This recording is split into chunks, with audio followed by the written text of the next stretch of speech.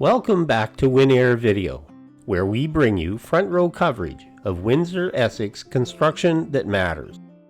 Today's update zeroes in on the massive Howard Avenue reconstruction, stretching from EC Row Expressway, past Devonshire Mall, through to Leon's on Provincial Road, plus the much needed fixes from South Cameron to Marentette and EC Row Avenue. What's happening? Why is it taking so long? And what's really at stake?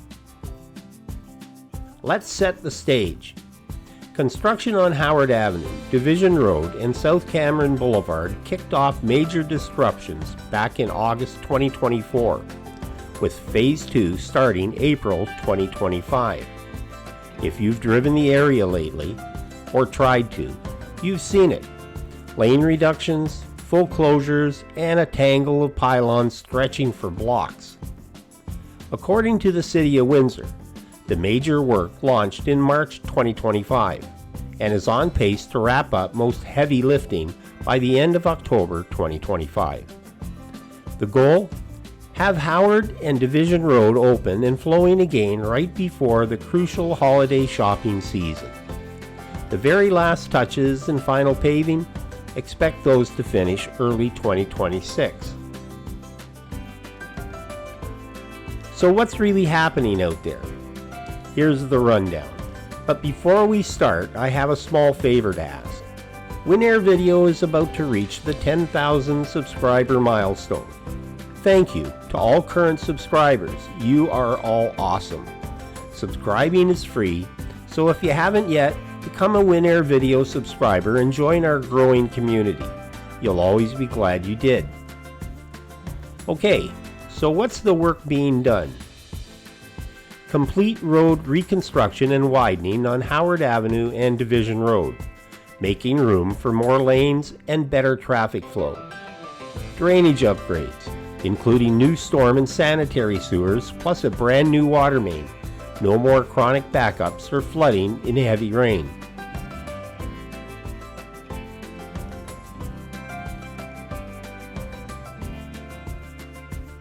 A state-of-the-art railway-grade crossing on the newly extended Sydney Avenue, set to permanently replace the old awkward rail intersection at South Cameron. Improved street lighting and smart traffic signals, plus sidewalks and a multi-use trail for cyclists and pedestrians. It should be quite a change when completed. However, big projects mean big dollars. The city earmarked 18 to 20 million for this job, making it one of Windsor's largest road investments in years. Funding comes from municipal tax dollars, with some expected support from provincial infrastructure programs.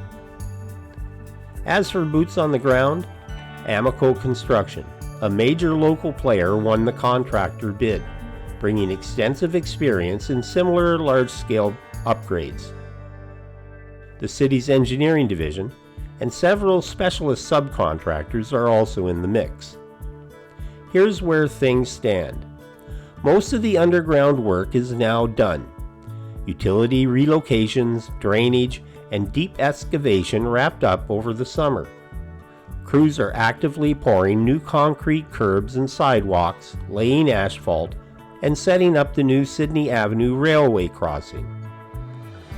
The last major roadwork phases, including traffic signal upgrades and intersection realignment, are underway right now. The city hopes to finish disruptive lane closures and get the primary routes open in November, with landscaping and service restoration continuing into the spring. This is where things get real. Businesses in the Howard Division corridor have taken a hit. From Devonshire Mall to big names like Leon's and roadside restaurants, many operations are reporting a 35 to 40% drop in sales due to tough-to-navigate closures and lane restrictions. Tommy's Barbecue, right across from Devonshire, lost up to 40% of business and had to lay off staff. Their owner started a petition, now with over 200 signatures, demanding the city help local businesses who have borne the brunt. Other retailers and thrift stores echo the pain. Less foot traffic, shorter hours, and more stress on workers. Some residents say it's not even worth shopping in the area with the construction at its worst. The city's official line, patience is crucial. They say Windsorites will benefit from a vastly safer, easier to navigate corridor once the dust settles.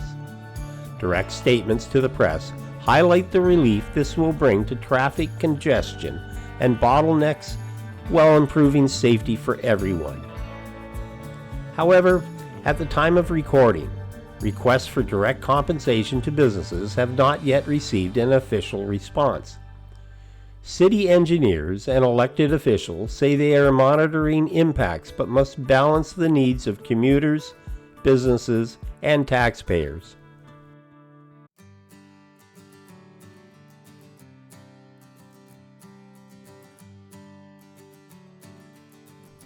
Amico Construction and city staff are pushing to hit the pre-holiday reopening before the busiest shopping stretch.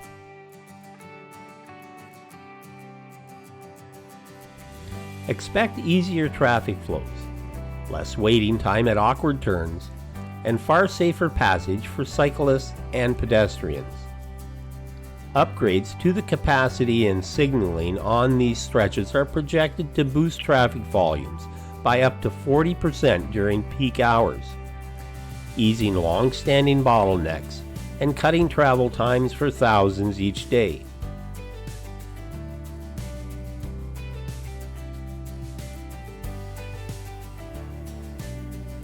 Local reactions remain mixed.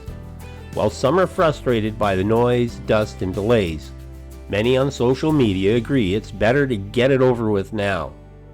Others lament lost summers and missed shopping trips, saying it's just not worth the aggravation. Still, most acknowledge that the improved corridor will be worth the hassle if the city keeps to schedule.